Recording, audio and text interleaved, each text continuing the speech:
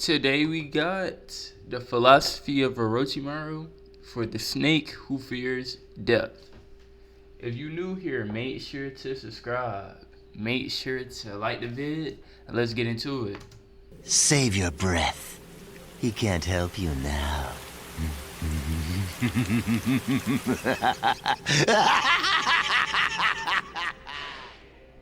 In many stories and symbols throughout history, the snake is a strong one. The Ouroboros, for example, an ancient Greek symbol used in alchemy, represents the snake as an immortal, everlasting being. As the snake continues to eat its tail, it symbolizes eternal life, infinity. The snake sheds its skin and takes on a new life, never bound by the constraints of time. I have a profound appreciation for good character entrances, and even more for good villain entrances. Naruto has given me two that I will never forget. Madara's during the Fourth Shinobi War was spectacular. It showed his legendary skill, prowess, and it also showed us a lot of who Madara as a character was. In my opinion, Madara Uchiha has the best villain entrance in the whole show. And for him to solo all these people, boom, fireball. He come in there straight taijutsu, paper bomb. He sticking paper bombs on people. That was beautiful. Madara's entrance was a work of art. It was truly amazing to see. I'm not gonna lie. I'm glad I got to watch that. And I'm rewatching Naruto as we speak. I'm still in the first, OG Naruto. But yeah, I can't wait to get to Shippuden. One shinobi to take on the entire alliance by himself as a warm-up showed us that Madara was arrogant, but he oozes charisma that matches his immense power. The second entrance happened in part 1, when Orochimaru enters the Chunin exams. The signs of the snake were there, literally. Orochimaru first disguises himself as Naruto, to later reveal what would be his second disguise as Shiore, one of Orochimaru's host bodies. The snake's entrance brought a real sense of horror and darkness to the early series. Sasuke calling the woman death itself only after a single glance. Orochimaru swallowing the scroll and then emerging out of the... He was a freak for this. There's no reason why you should be deep-throating the scroll. Like, bro, come on, bro. Like, what are you doing, bro? You need to be on OF or something. And he just did it, like, casually. Like, why are we doing this? Snake. Combine that with the overall environment that is the Forest of Death, and his face being melted off to symbolize his shedding skin, and you have an entrance that tells you exactly who Orochimaru is. He's creepy, smart, twisted, and unrelenting. He can't die. It's an entrance that I will never forget. Fast forward to the end of the Sand Village's invasion. When Orochimaru is fighting the third Hokage, it's here that we get a glimpse at the depth of his true nature. At one point when he faces off with Hiruzen, Orochimaru sheds his current face to adopt one of a little girl. It's deeply unsettling, even for his former mentor. He talks and laughs at Hiruzen, parading around with this girl's face. Orochimaru is the most evil person in the show. Cause what you mean? Like, he knows, he understands how hard it is for Hiruzen to fight him. So he changes his face to a little girl face to really amplify the fact that it's hard for Hiruzen to fight Orochimaru. Cause Hiruzen let him slide. Hiruzen should have fought him before, should have killed him before, but he didn't. And he's just so evil, but it's like a great element to the show.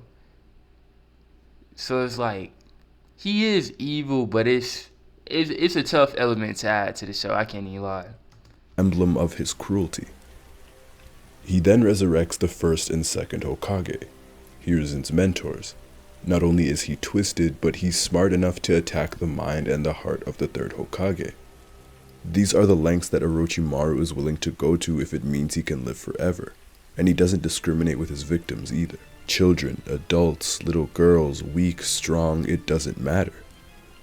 Orochimaru's ties to humanity and to his own body have been severed long ago. It's why he is okay with his true body being that of a snake, why he has so many host bodies, and why he's so comfortable experimenting on whoever he comes across. Orochimaru is on a quest for infinite knowledge. As he says it himself, he wants to acquire all jutsu and grasp all of this world's principles, to become the ultimate being. And to do that, he needs to live for a very long time. He needs to become immortal. It's important to mention that he's incredibly unclear about what he wants to do and what he's truly feeling. He isn't the most trustworthy shinobi, and he very much embodies the snake that he is. He's elusive, cunning, and he never shows his hand. But what we do know is that the leaf is responsible for Orochimaru's parents' death. Orochimaru isn't ever shown with other friends or even being a personable individual. He's introverted and he's to himself always. Shortly after their death, the young prodigy is seen at his parents' grave, having just found a white snake. Orochimaru never cries throughout the series, but his younger self was still rather expressive. And it's clear that Orochimaru wasn't always without his humanity. Hiruzen tells him that the rare white snake that he found represents good fortune and rebirth, and it must be a sign that he found the snake, a sign that maybe his parents have been reincarnated, and can one day meet him again. And Orochimaru eagerly asks when, and looks at the snake with a sense of endearment, and even purpose. As he got older, Orochimaru was surrounded by death. Dan, Nowaki, the second and third ninja war, and of course his parents. He saw how easy death could come by him. In the panel where Nowaki dies, Orochimaru truly looks hurt. I think being surrounded by death, he began to fear it. That is something I can agree with. He said, what's the point of life if you just gonna die? He's seen all this stuff happen back to back. He was like, you know what? I'm finna live forever. Because once you learn all this jutsu, you're gonna die eventually. So I might as well learn every jutsu possible, create infinite jutsus, and live forever. But he let that twist him like crazily. He says it himself that aging brings a sense of futility to life, and that essentially life is fragile. He understands the fragility of life. If he was able to learn every single jutsu out there, he could learn how to defend himself forever. He could even learn how to bring his parents back. If not, he could live forever to eventually see them once again. When Orochimaru asked his teacher when his parents would return, he seemed ready to wait forever. It was the white snake of rebirth that set him on this path, but along the way, he threw his humanity aside in order to put this plan in motion. We don't really hear much about Orochimaru's childhood, but we do know that he was an incredibly gifted shinobi. There are few shinobi that get called geniuses, and Orochimaru was one of them. Praised by the third Hokage himself, Orochimaru was a prodigy.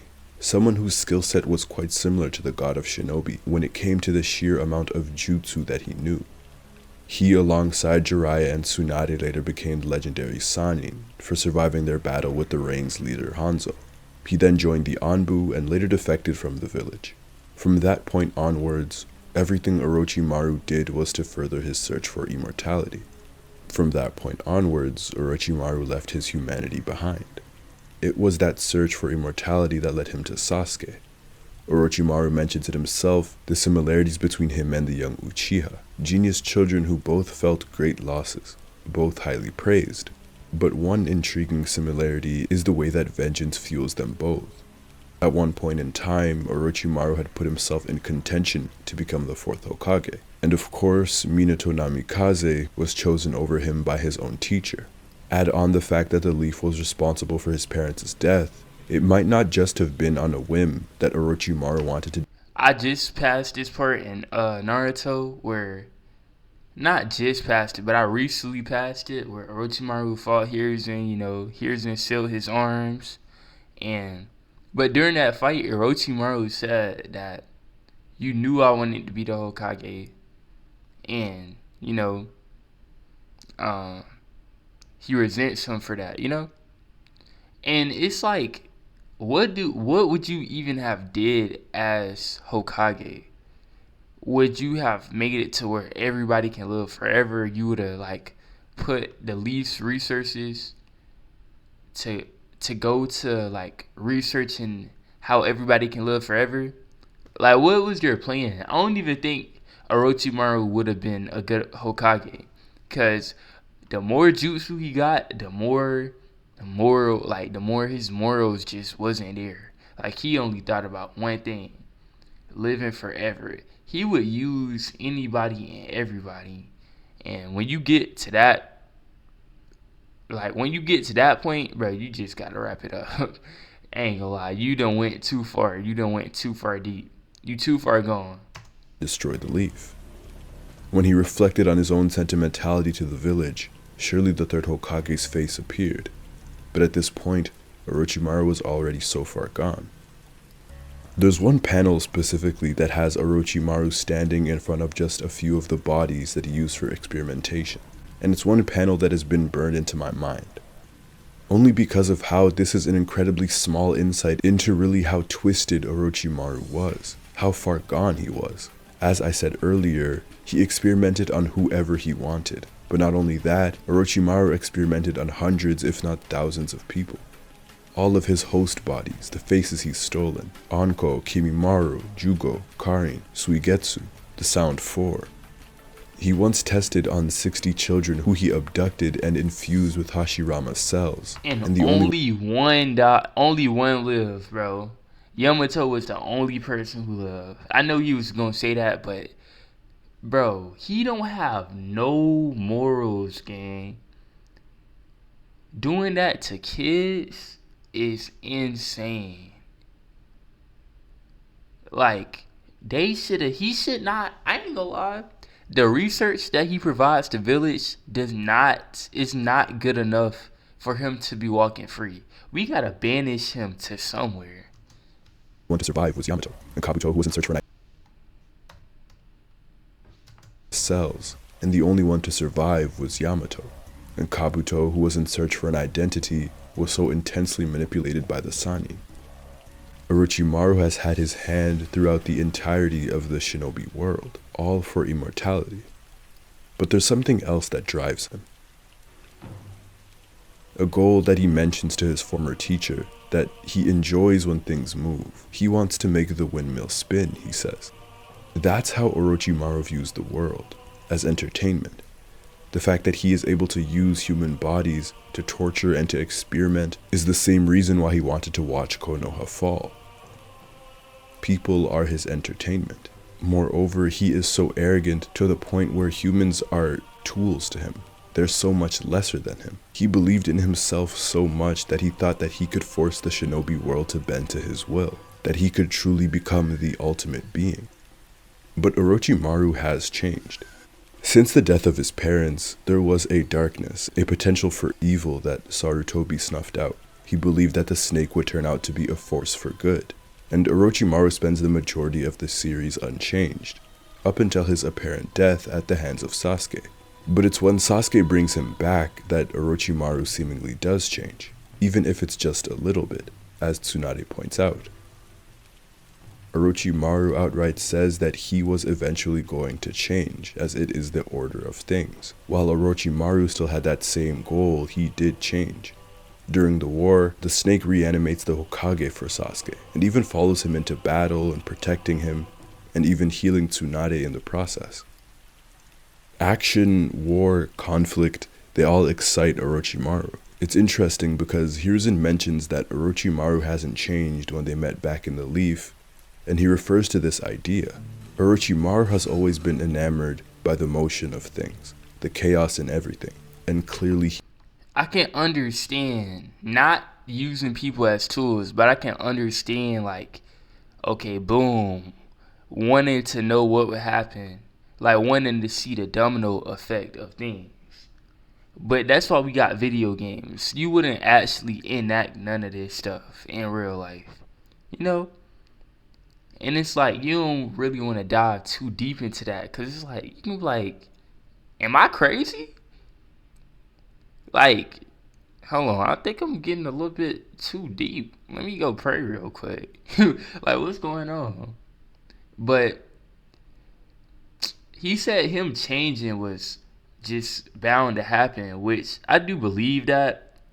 But at the same time, it's a reason why we think LeBron is just such the greatest player of all time, because we going based off what he did 15 years ago, 10 years ago, a long time ago.